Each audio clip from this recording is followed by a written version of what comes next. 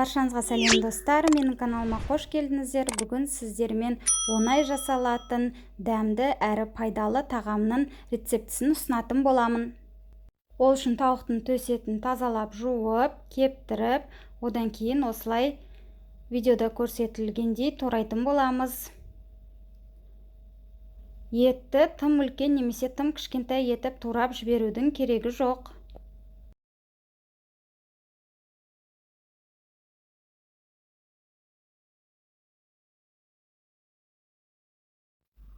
Одан кейін табағымызға осы туралған етті салып, үстінен тұз сеуіп, қара бұрыш сеуіп, одан кейін паприканы сеуіп, жақсылап араластырамыз.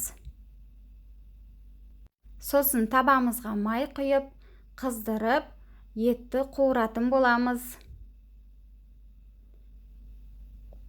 Шамамен 10 минуттай қуырып алған дұрыс, екі беті қызаруы керек. Араластыруды ұмытпаңыздар.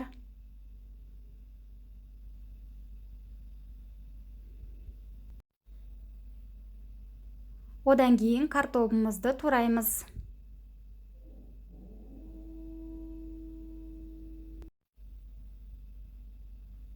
Картоптың қалыңдығы тура осындай болуы керек. Одан кейін ыдысымызға картопты тіземіз.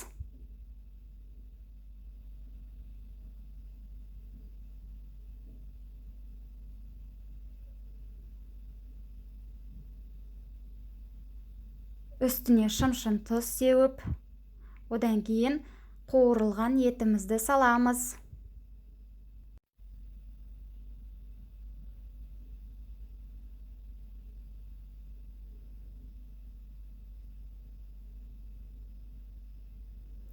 Енді пиязды өте ұсақ етіп турауымыз керек.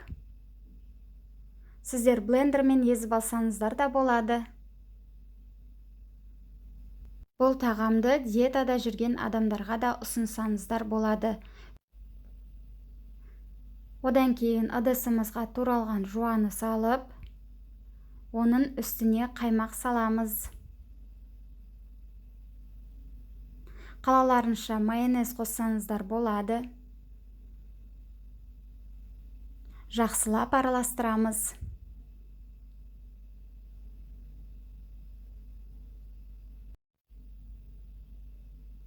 Енді ет пен картоптың үстіне жайып шығамыз.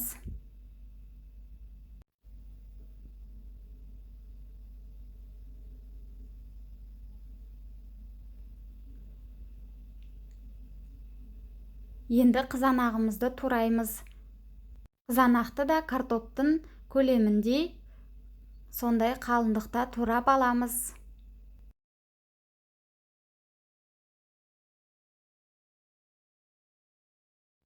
Қызанақты жайғастырамыз.